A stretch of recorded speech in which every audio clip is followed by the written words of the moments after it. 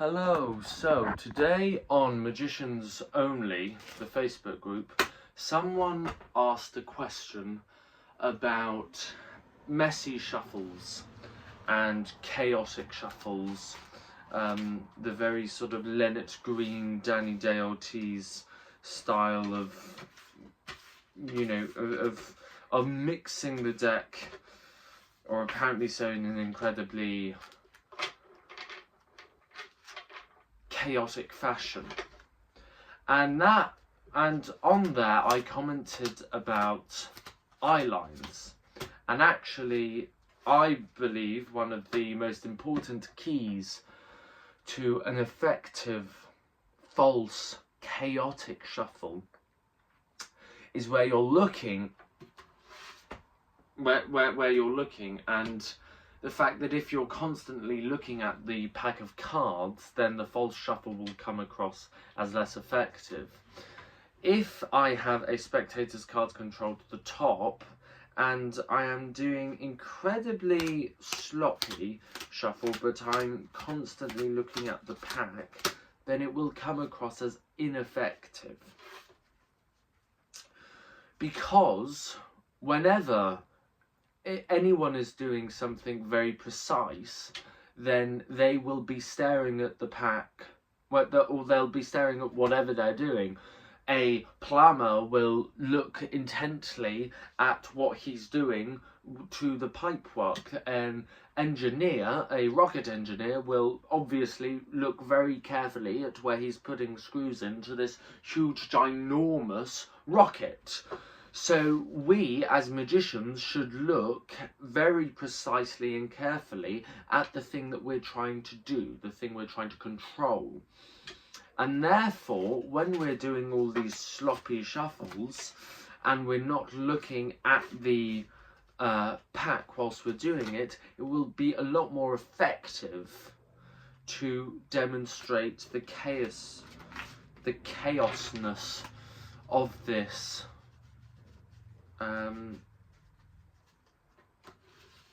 shuffle. Doing an ambitious card, what's it called? Triumph. So I also think that's the key to something like the top change.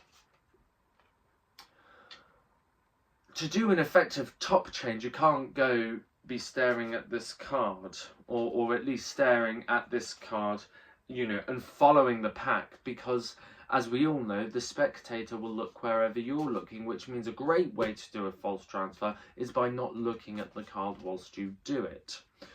So let's take a control. This is a favourite of mine where someone calls stop. In this case it's the 9 of spades. You retain a pinky break, and then you cut the majority of the cards to the top, but you keep a small pack which has the top card beneath the pinky. So you've cut that to the top, the pinky is just above the selection, and you literally randomly deal the cards until you get to the pinky, where you just place everything else on top. So if we do that face up, the spectator is called stop. You've shown them the card, you dribble the rest of the cards on top, you cut the majority of the cards beneath the break, keeping that break though, and you deal randomly, and without intent, or without an intent to control the cards. Without a seeming intent to control the cards. If, however, you are dealing them like this, then your spectator will focus on where you are focusing. And therefore it will be a lot more difficult to apparently control or apparently chaotically shuffle the cards. But I now want to talk about where we're looking outside of the context of a control of a card in a chaotic shuffle. Ultimately, we are trying to tell a story with the card, with a card trick, with a magic trick. And the most powerful ways that we can communicate to people is through eye contact. I work in retail at the moment, and when the payment is going through and the payment is processing, I will do what I call the receipt theory, which is I will make direct eye contact with the person whilst the payment is processing, and I will ask them directly, do you want your receipt? And that should give me enough time for the payment to process. And if the payment hasn't processed, then no matter what their answer is, I can say, oh, your payment hasn't processed, or whatever. In respect to that, our focus shouldn't be the props in our hands.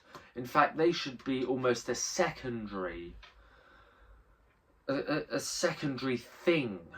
It is the audience which are the most important part of the magic trick. We know how we're doing the trick, and therefore it is not magical to us. It is the audience who are the most important part of the trick. Without the audience, there is no magic. So when you do a close-up gig, for example, the most important thing you should be doing is making direct eye contact with the audience. Now you can use the eye contact to your advantage. For example, if we are changing the gaze of the spectator, I think there's a theory of the spotlight theory, where if I look at the deck, then the deck will be the focus. If I now bring my attention up to look directly at the spectator, the spotlight has gone from here, from the spectator's point of view, it has gone from the deck to me. And therefore, everything outside this frame of reference has gone more dim, which means that if the spectator is focusing here and have looked at that card, and I want to ask them that they believe it was a free choice, assuming you do a pass correctly, you can get away with the pass a lot more easily, because the spectator has only just been looking at the cards, and so it has gone from here to here, and everything outside of this frame is more dim for you to perform.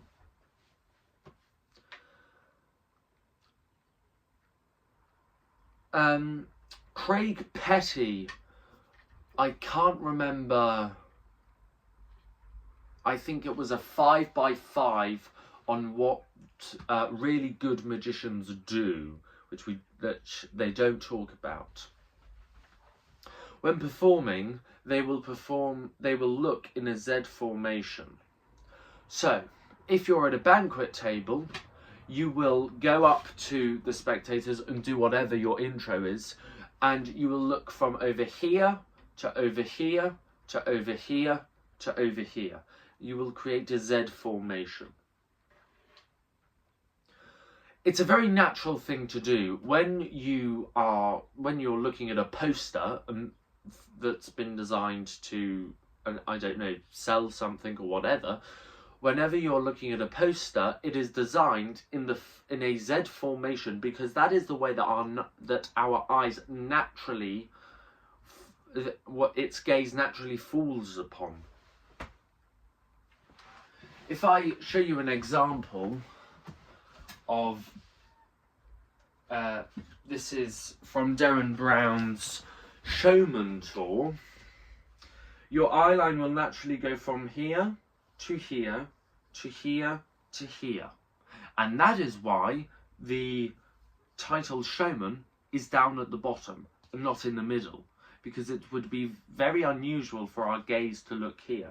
That is also why Derren Brown, his picture is there, because our gaze goes from here to here to here to here. And these two are probably the most important information we need to know as the audience. So it's a very natural thing for us to, at a banquet table, or even a close-up situation, to look from our farthest left to a diagonal right to our closest left to our closest right. Okay, so we're following this formation. This can also be applied to stage work. Now, I'm not standing now, I understand, but if you are, I mean, you can sit on stage, but if you are working on stage, you should, as a rule of thumb working on stage, perform right to the back of the audience, back to the circle, to the back of the balcony. You should look up to the back of the balcony, perform to them, then your gaze can cross, then it can come down to the stalls and across to your right. If you have people on the circle, you can still do a Z formation, but you can break it up so you can go balcony, across, circle, across, and then that has become the line on your new Z. So you go from here, balcony, balcony, stalls, stalls. I believe it is in this book, Notes from a Fellow Traveller, that Derren Brown talks or describes when he was performing, I'll just pop it there, describes when he was performing and some people up in the balcony had said, "We are up here, you know," and he pretended to mishear it, or that's what he believes he heard, and he sort of laughed it off. It's really important to not forget that there are people up there, because when you're on stage and lights are shining onto you, we cannot see, or it's very difficult to see the audience. It also depends what venue you're performing in, because in a bigger venue, you'll have more lights on you, it's more difficult to see the audience. If you've got a smaller venue with less lights, then you will be able to make eye contact.